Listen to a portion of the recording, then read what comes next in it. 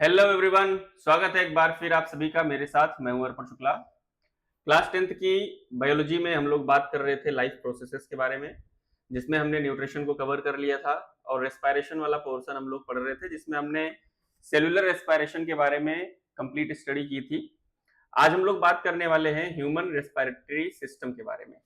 ठीक है, यानी कि रेस्पिरेशन इन ह्यूमन बीइंग। आज का हम लोग का टॉपिक है respiration in human being. Respiration in human being, मनुष्यों में श्वसन किस तरीके से होता है, ह्यूमंस में रेस्पिरेशन किस तरीके से होता है और रेस्पिरेटरी सिस्टम कैसा है हम लोगों का। लाइफ प्रोसेस जब हम लोगों ने शुरू किया था तभी मैंने आप लोगों को बताया था कि जब भी हम लोग किसी सिस्टम के बारे में पढ़ते हैं तो उसमें हम लोग दो चीज पढ़ते हैं। यानी यहां हम लोग किसको पढ़ेंगे, तो यहां हम लोग पढ़ेंगे ह्यूमन रेस्पिरेटरी सिस्टम के बारे में, ह्यूमन रेस्पिरेटरी सिस्टम के बारे में।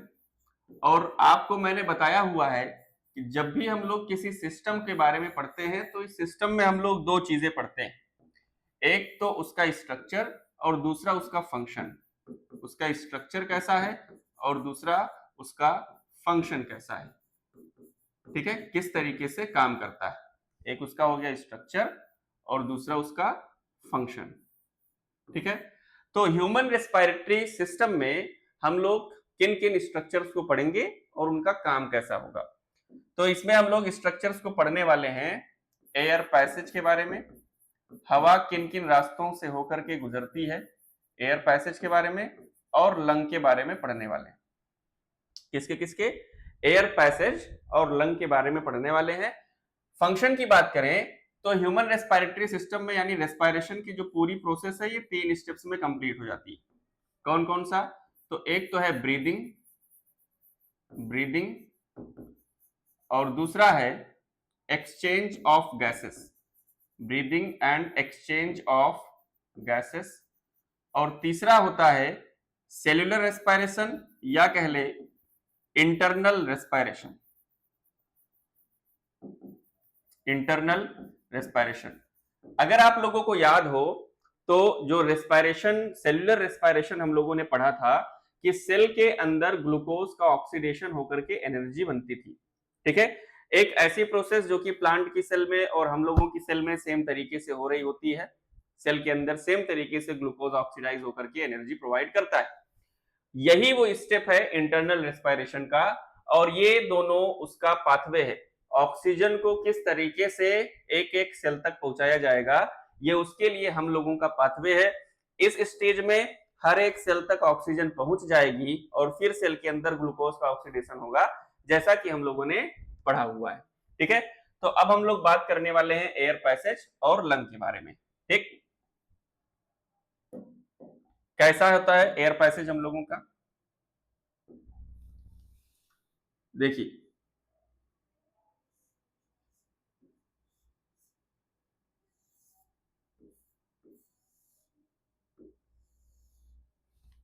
हम लोगों का एयर पैसेज कुछ इस तरीके से होता है।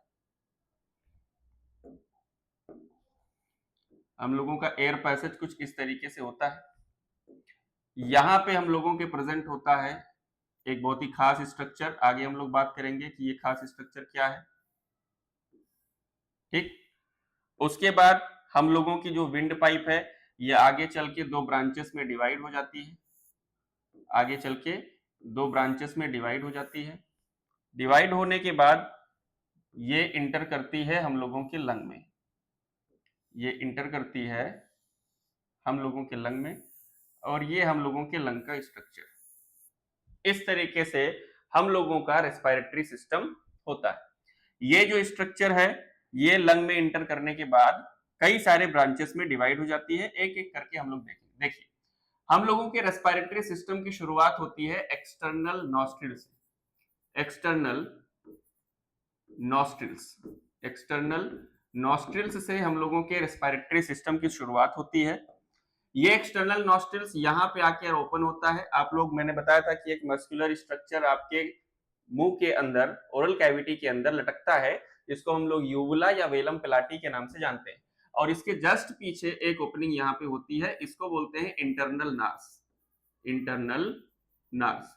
जो एक्सटर्नल नार्स होता है, एक्सटर्नल नॉस्ट्रिल्स होते हैं, ये अंदर इंटर करने के बाद एक हो जाते हैं और ये दोनों यूवुला के जस्ट पीछे ओपन होते हैं। ये रीजन क्या है? तो ये रीजन होता है फेरिंग्स का। ये रीजन क्या है? फेरिंग्स का। आप लोगों को जब डाइजेस्टिव सिस्टम पढ़ाया था तो वहां मैंने आपको बताया था कि जो फेरिंग्स है it acts as a common pathway for both food and air. दोनों के लिए ये कॉमन पैसेज का काम करता था। यहीं से होकर के एयर भी इंटर करती है और यहीं से होकर के फूड भी इंटर करता है।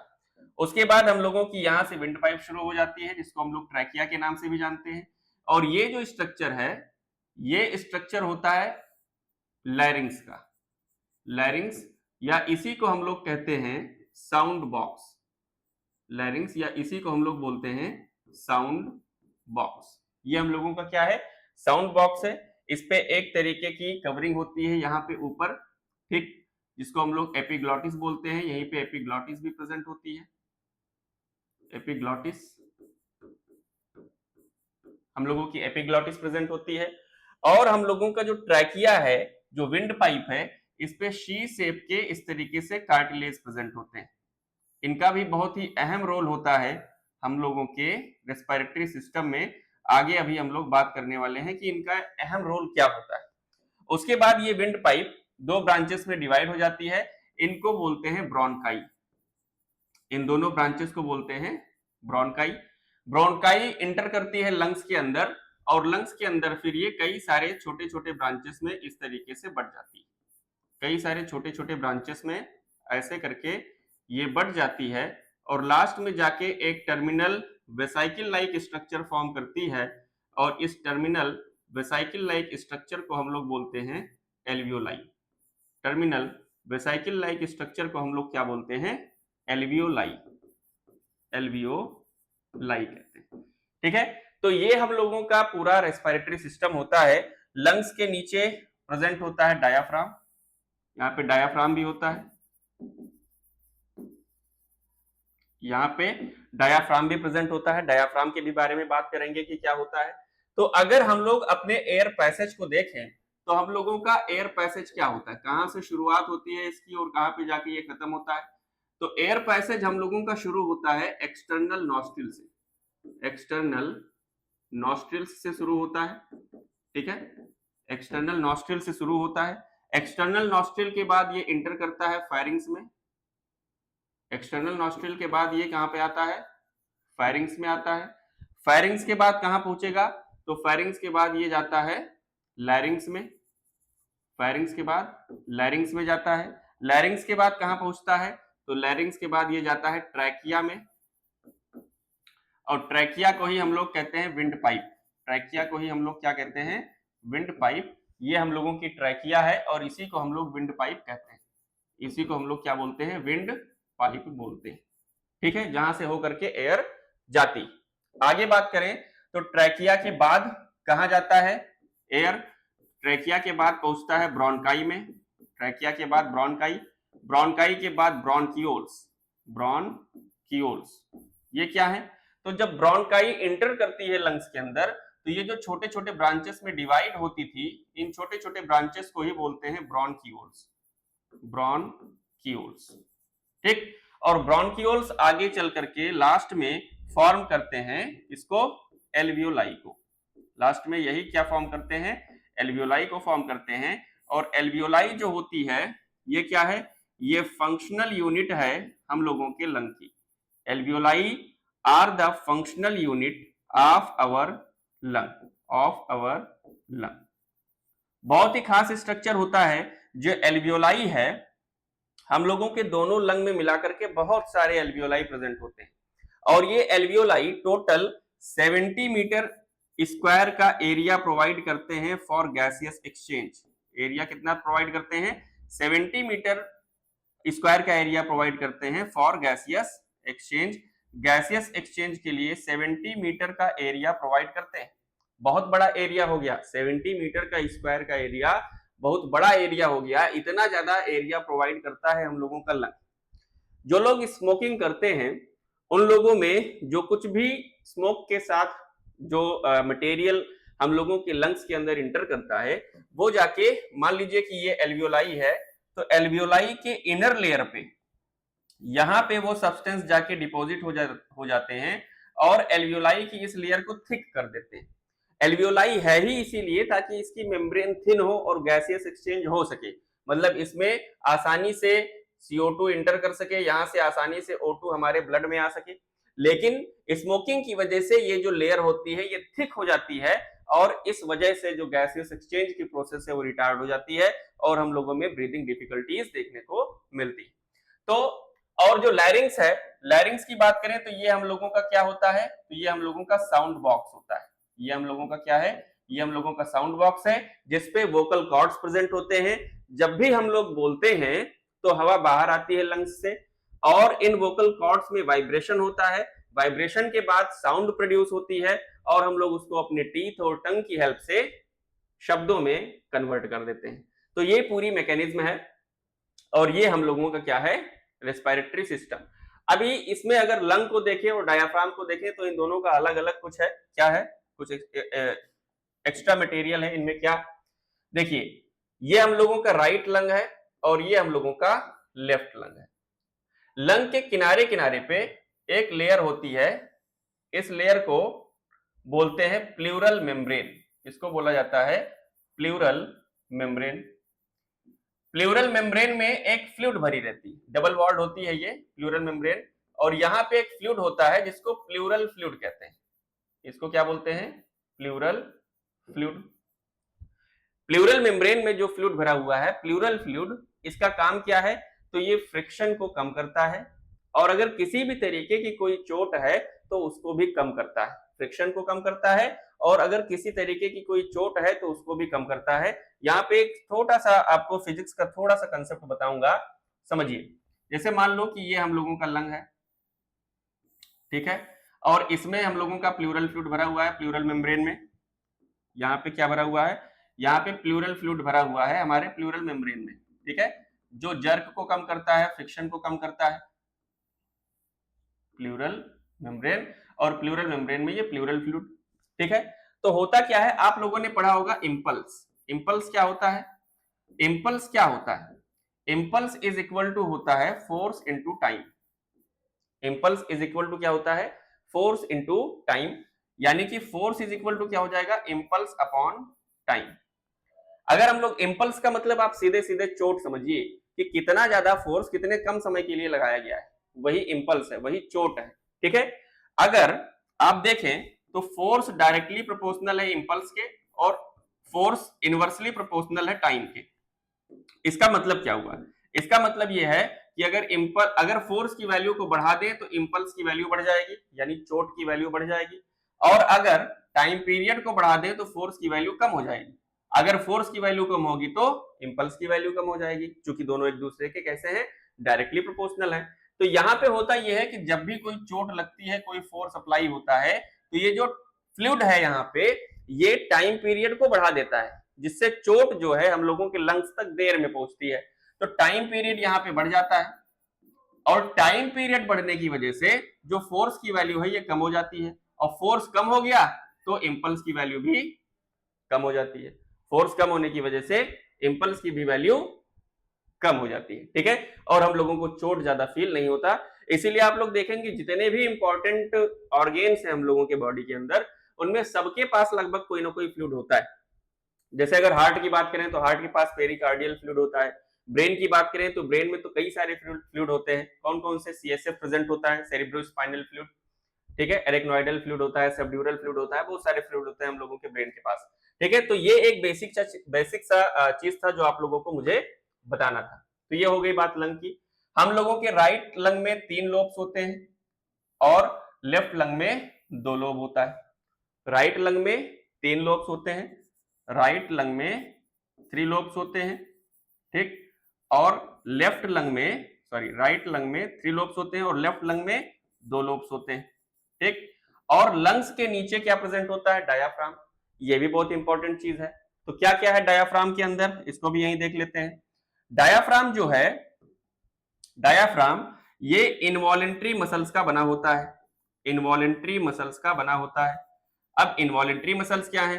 तो इनवॉलेंट्री मसल्स ऐसे मसल्स होते हैं जिनकी एक्टिविटी को हम लोग खुद से कंट्रोल नहीं कर सकते। इनवॉलेंट्री मसल्स ऐसे मसल्स हैं जिनकी एक्टिविटी को हम लोग खुद से कंट्रोल नहीं कर सकते हैं। It is found in mammals only, found in mammals only. ये सिर्फ और सिर्फ किस में पाया जाता है? मैमल्स में ही पाया जाता है। ठीक है। नॉर्मल कंडीशन में, नॉर्मल कंडीशन में, नॉर्मल कंडीशन में ये डोम शेप्ड होता है। कैसा होता है ये डोम शेप्ड होता है। During normal condition it is dome shaped.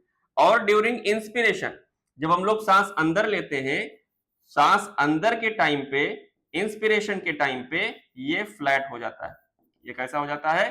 Flat हो जाता है। अभी हम लोग देखेंगे कि ड्यूरिंग इंस्पिरेशन ये किस तरीके से फ्लैट होता है। तो ये हो गई बात हम लोगों के रेस्पिरेटरी सिस्टम के एयर पैसेज के बारे में। हमने लंग के बारे में देखा, हमने यहाँ पे जो प्लूरल फ्लूइड प्रेजेंट था इसका काम क्या था, किस तरीके से यह जर्ग और फ्रिक्शन से हमारे लंग को प्रिवेंट करता है, प्रोटेक्ट करता है, ये हमने देखा। हमने डायाफ्राम के बारे में देखा कि ये इनवॉलेंट्री मसल्स का बना है। It is found in mammals only and during normal condition it is dome shaped, but during inspiration it becomes flat. ठीक है। और उसके बाद हम लोगों ने पूरे एयर पैसेज को देखा कि हवा कहां से होते हुए कहां कहां तक इंटर करती है। एक बहुत बेसिक सा चीज मैं आप लोगों के साथ और शेयर करना चाहूंगा। क्या? देखिए, हम लोगों का जो रेस्पिरेटरी सिस्टम होता है पूरा, ये यहां पे ये फायरिंग्स है और यहां पे दो चीजों की ओपनिंग होती है। इस जगह पे दो चीजों की ओपनिंग होती है। यहीं से हम लोगों का फूड पाइप भी शुरू होता है और यहीं से हम लोगों का विंड पाइप भी शुरू होता है। हम लोगों के आगे की तरफ ये जो चीज है, ये है हम लोगों का विंड पाइप। ये हम लोगों का क्या है? तो ये हम लोगों का विंड पाइप है। और ये जो है ये हम लोगों का फूड पाइप है, यानी कि ईसोफेगस है। ये हम लोगों का विंड पाइप है और वो हम लोगों का फूड पाइप है। यहीं पे एक स्ट्रक्चर थी, अभी हम लोगों ने देखा था, जिसको हम लोगों ने क्या बोला था? एपिग्लॉटिस। इसको मान लेते हैं कि ये एपिग्लॉटिस है। ठीक है। यहाँ पे यूवुला प्रेजेंट था, वो स्ट्रक्चर जो मस्कुलर स्ट्रक्चर मैंने आपको बताया था। और यहीं पे एक ओपनिंग होती है, यहीं पे जस्ट एक ओपनिंग होती है जिसको हम लोग बोलते हैं इंटरनल नार्स। यहीं पे जो ओपनिंग होती है, इस ओपनिंग को ही हम लोग क्या बोलते हैं? ये है इंटरनल नार्स। Internal nurse. अब इनकी पूरी मैकेनिज्म को समझिएगा कि होता क्या है। मान लीजिए कि हम लोगों ने फूड को इंटेक किया ओरल कैविटी में, फूड हम लोगों के फायरिंग्स में पहुंचा। तो फायरिंग्स में पहुंचने के पास अब उसके पास दो रास्ते हैं, या तो वो विंड पाइप में जाएगा और या तो फिर वो, सॉरी ये एपिग्लॉटिस मैंने दूसरी जगह बना दिया। एपिग्लॉटिस होता है यहाँ पे, एपिग्लॉटिस यहाँ पे होता है, विंड पाइप के ऊपर होता है। एपिग्लॉटिस कहां प्रेजेंट होता है? एपिग्लॉटिस विंड पाइप के ऊपर प्रेजेंट होता है, यहां पे प्रेजेंट होता है। ठीक है, इस तरीके से। तो ऐसा पूरा ऑर्गेनाइजेशन है। अब समझिए, तो ये फूड इंटेक किया हम लोगों ने, और फूड इंटेक करने के बाद फूड कहां पहुंचा? फायरिंग्स में। ये क्या था? तो ये था फायरिंग्स। ठीक। अब फायरिंग्स के बाद इसके पास दो रास्ते हैं, या तो फिर वो विंड पाइप के अंदर जाएगा या तो फिर वो फूड पाइप के अंदर जाएगा। तो किसके पास जाएगा? तो समझिए इसको, जब भी हम लोग कोई चीज निगलते हैं तो निगलने के टाइम पे ये जो यूवुला होती है ये कवर कर देती है इंटरनल नार्स को। यूवुला किसको कवर कर दे रही है? इंटरनल नार्स को कवर कर दे रही है। उसके बाद ये जो एपिग्लॉटिस है ये कवर कर देता है, ये किसको कवर कर देता है? तो ये कवर कर देता है विंड पाइप को। और फूड हम लोगों का कहां चला जाता है? ये फूड चला आता है सीधे की सीधे फूड पाइप के अंदर। आप देखेंगे तभी जब भी हम लोग कोई चीज निगलते हैं तो हम लोगों की सांस बंद हो जाती है। क्यों बंद हो जाती है? क्योंकि एक तो यूवुला हम लोगों के इंटरनल नार्स को कवर कर देता है, और जो एपिग्लॉटिस है ये हम लोगों के विंड पाइप को कवर कर देती है, ताकि फूड पार्टिकल्स हम लोगों के विंड पाइप में इंटर ना करने पाए। और इसी वजह से ड्यूरिंग स्वॉलोइंग जब भी हम लोग कोई चीज निगल रहे होते हैं तो हम लोगों की सांस बंद हो जाती है। और बोलते समय मैंने आपको बताया कि बोलते समय हवा हम लोगों की बाहर आती है। लंग्स से हवा कहां आती है? बाहर की तरफ आती है। जो लैरिंग्स में, जिसको कि हम लोग साउंड बॉक्स के नाम से जानते हैं, उसमें जो वोकल कॉर्ड्स प्रेजेंट होते हैं उसमें वाइब्रेशन करती है, और वाइब्रेशन की वजह से उसमें साउंड प्रोड्यूस होती है, जिसको हम लोग अपने टीथ और टंग की हेल्प से शब्दों में पिरो देते हैं। तो ये पूरी मैकेनिज्म होती है बोलने की और हम लोगों के निगलने की, और इस वजह से फूड हम लोगों का हमारे विंडो पाइप में नहीं जाने को पाता है। ठीक है, उम्मीद है आप लोगों को ये चीज समझ में आई होगी। तो हम लोगों ने स्ट्रक्चर को अच्छी तरीके से पढ़ लिया। अब हम आते हैं फंक्शन पे, जिसमें कि पहला प्रोसेस क्या है, ब्रीदिंग, और दूसरा प्रोसेस होता है गैसियस एक्सचेंज। अब हम लोग क्या पढ़ने वाले हैं, तो function of human respiratory system, और फंक्शन में सबसे पहले हम किसको पढ़ेंगे, ब्रीदिंग के बारे में पढ़ेंगे। फंक्शन में हम लोग सबसे पहले क्या पढ़ने वाले हैं, ब्रीदिंग। देखिए इसको भी हम लोग डायग्राम से ही समझ लेंगे कि ब्रीदिंग की प्रोसेस पूरी होती क्या है। ब्रीदिंग, ब्रीदिंग क्या है, तो ब्रीदिंग है exchange of O2 and CO2 between the lung and atmosphere. अगर एक लाइन में इसकी डेफिनेशन लिखनी हो तो क्या, exchange of O2 and CO2 between the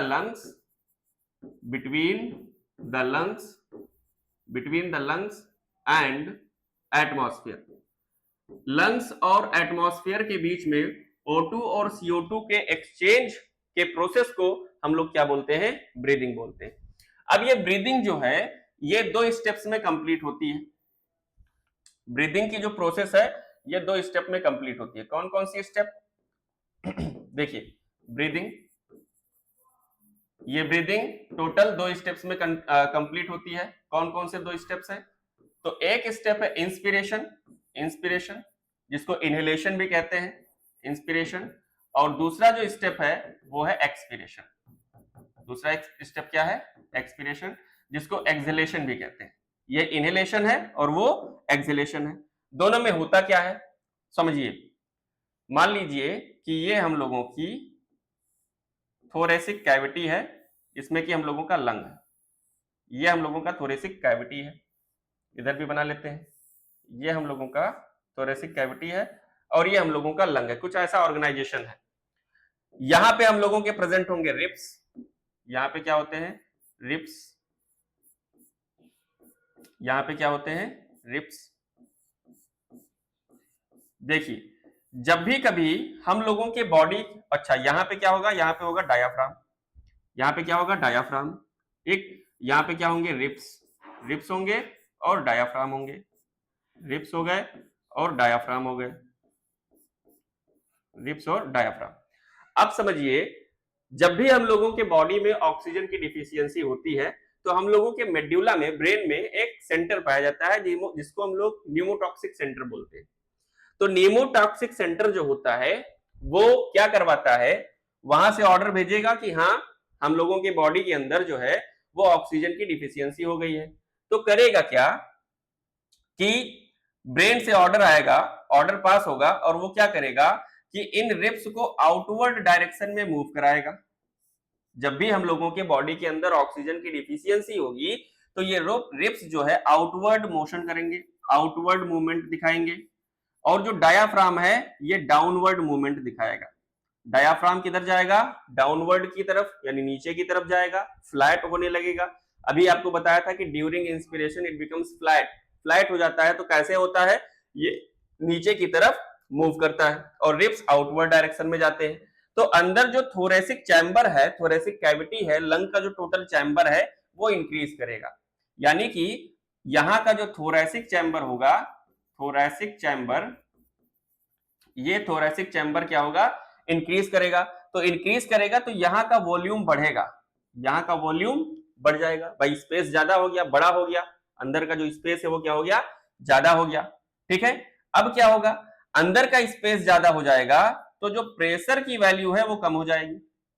अगर स्पेस बढ़ाओगे किसी चीज का तो अंदर जो प्रेशर होगा वो क्या हो जाएगा, कम। और बाहर एटमॉस्फेयर है तो बाहर एटमॉस्फेयर में जो प्रेशर है वो ज्यादा है, एटमॉस्फेरिक प्रेशर कैसा है, ज्यादा।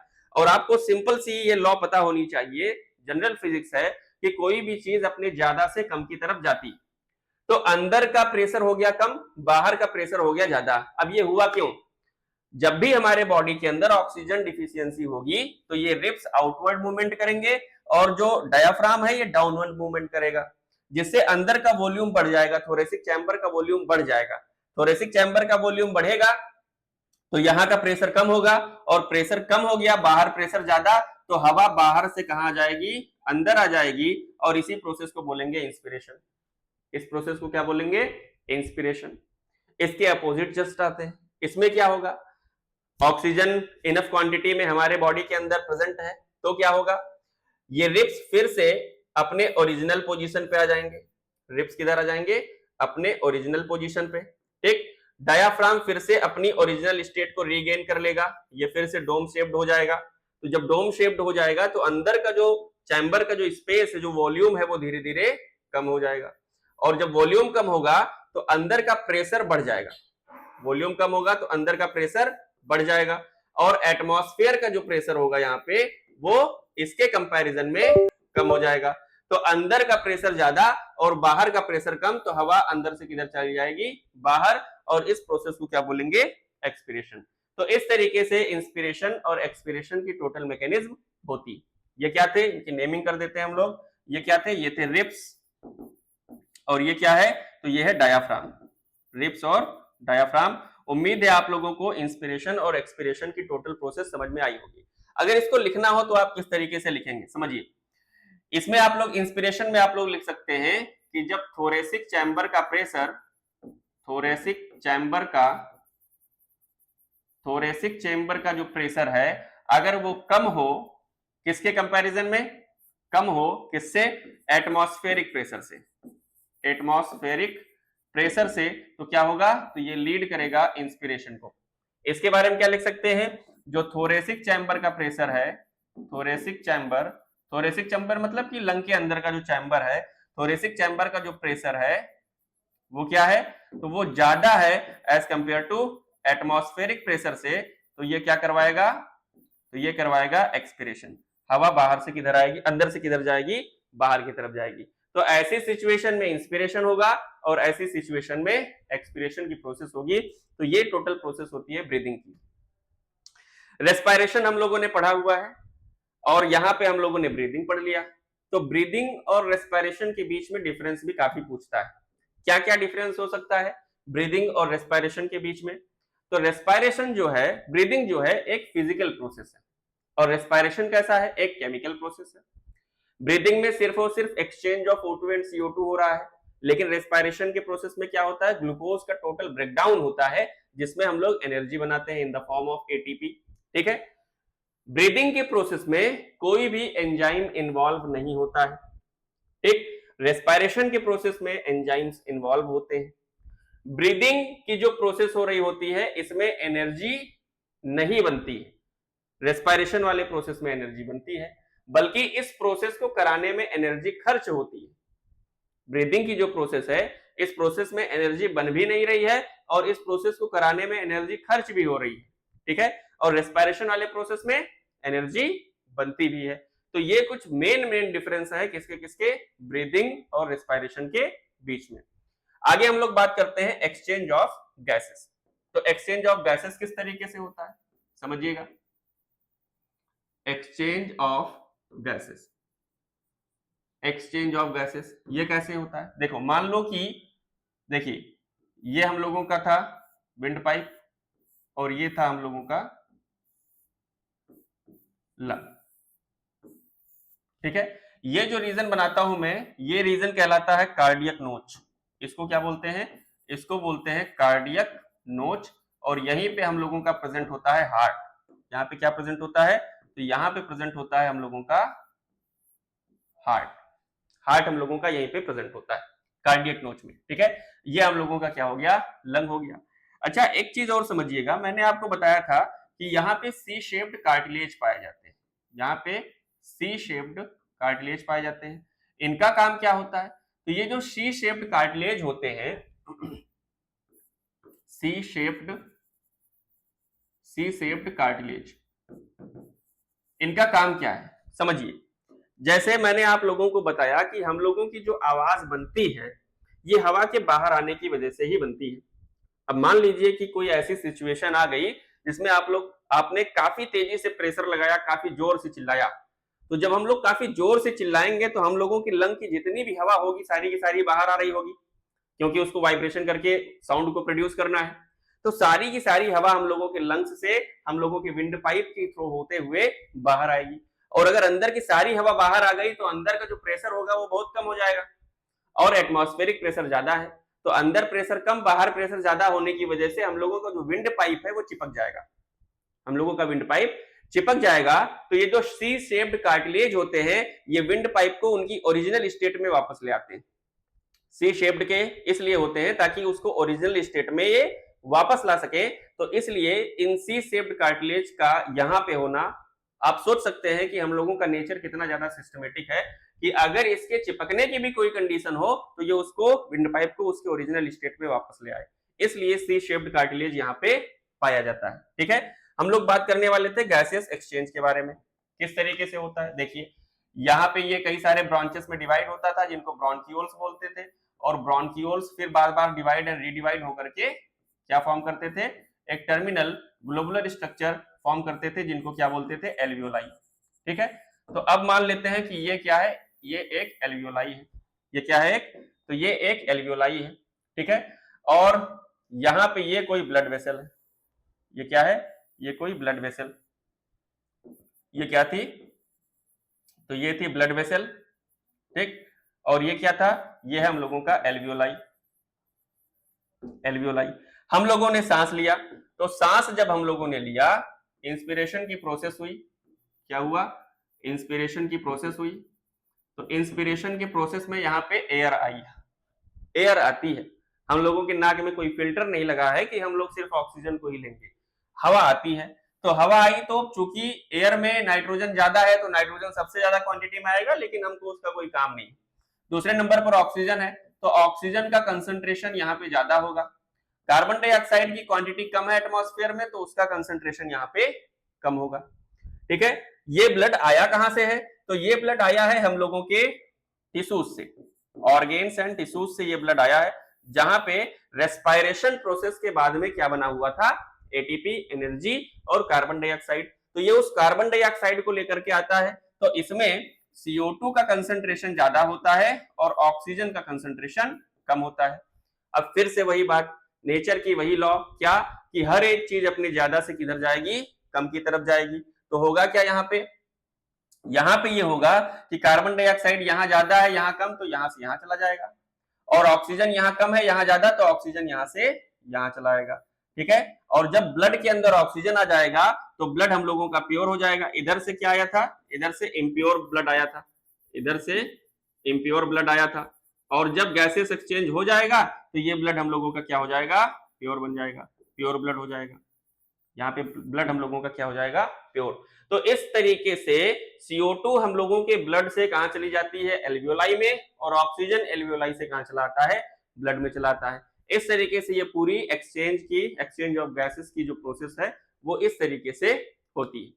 कुछ एडॉप्टेबिलिटी भी होती है, कैसी, जैसे जो एल्वियोलाई है, इस एल्वियोलाई की मेम्ब्रेन की जो एडॉप्टेबिलिटी है वो एक्सचेंज ऑफ गैसेस के लिए एकदम परफेक्ट होती है। इसकी जो मेम्ब्रेन है वो बहुत ही ज्यादा थिन होती है ताकि गैसेस आसानी से डिफ्यूज होके इसके आर पार आ जा सके। ठीक है, तो ये कुछ एडॉप्टेबिलिटी है। अगर एडॉप्टेबिलिटी पूछता है आपसे कि what is the adaptability of the alveolar membrane for the process of exchange of gases, तो क्या लिख सकते हैं यहाँ पे, तो हम लिख सकते हैं यहाँ पे क्या, thin membrane of alveoli, thin membrane of alveoli, ये इसकी क्या होती है, एडॉप्टेबिलिटी होती है। ठीक है, तो इस तरीके से हम लोगों ने 3 स्टेप बताया था फंक्शन में, ब्रीदिंग के बाद एक्सचेंज ऑफ गैसेस, और तीसरा जो प्रोसेस था वो था इंटरनल रेस्पिरेशन का। तो अब हम लोगों के ब्लड में ऑक्सीजन पहुंच गया है, और यही ब्लड इस ऑक्सीजन को हमारे बॉडी के हर एक सेल तक पहुंचाएगा जहां पे पहले से ग्लूकोज मौजूद होता है, और फिर इस ऑक्सीजन की हेल्प से सेल्स के अंदर ऑक्सीडेशन होगा ग्लूकोज का, और हम लोगों को मिलेगी एनर्जी। तो इस तरीके से सेलुलर रेस्पिरेशन की प्रोसेस भी हो जाती है, जो कि हम लोग पहले से ही पढ़ चुके हैं। तो ह्यूमन में रेस्पिरेशन का पोर्शन ये कंप्लीट होता है। प्लांट्स में अगर बात करें तो प्लांट्स में रेस्पिरेशन कैसे होता है, तो अगर हम लोग प्लांट्स के देखें तो सबसे पहला तो क्वेश्चन यही बनता है कि डू प्लांट ब्रीथ, क्या प्लांट सांस लेते हैं? जी हाँ, बिल्कुल लेते हैं। उनको भी रेस्पिरेशन प्रोसेस करने के लिए ऑक्सीजन की जरूरत पड़ती है ताकि सेल्स के अंदर ग्लूकोज को ऑक्सीडाइज कर सके। लेकिन प्लांट के पास ऐसा कोई स्पेसिफिक सिस्टम नहीं है जैसा हम लोगों के पास होता है, क्योंकि उनको बहुत ज्यादा रिक्वायरमेंट भी नहीं होती। हर एक सेल उनकी अपनी रिक्वायरमेंट को फुलफिल करने के लिए अडॉप्टेड होती है। ठीक है, उनके पास दो स्ट्रक्चर्स होते हैं, एक होता है स्टोमेटा और दूसरी होती है लेंटिसिल्स। स्टोमेटा प्रेजेंट होता है कहां पे, लीव्स में, और लेंटिसिल्स प्रेजेंट होते हैं कहां पे, स्टेम्स पे। और स्टोमेटा का स्ट्रक्चर हम लोग पहले से ही डिस्कस कर चुके हैं।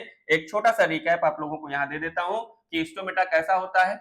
स्टोमेटा में दो गार्ड सेल्स होते हैं इस तरीके से, ठीक है, स्टोमेटल पोर होती है और इनके चारों तरफ सपोर्टिंग सेल्स होते हैं। ये क्या है, तो ये सपोर्टिंग सेल्स हैं, गार्ड सेल्स होते हैं। और गार्ड सेल्स के साथ साथ ये दोनों क्या है, तो ये दोनों है गार्ड सेल्स, ठीक है, गार्ड सेल्स। और गार्ड सेल्स के साथ साथ ये क्या है, तो ये है सपोर्टिंग सेल्स, गार्ड सेल्स और सपोर्टिंग सेल्स, ठीक है। ये क्या है, तो ये होता है स्टोमेटल पोर।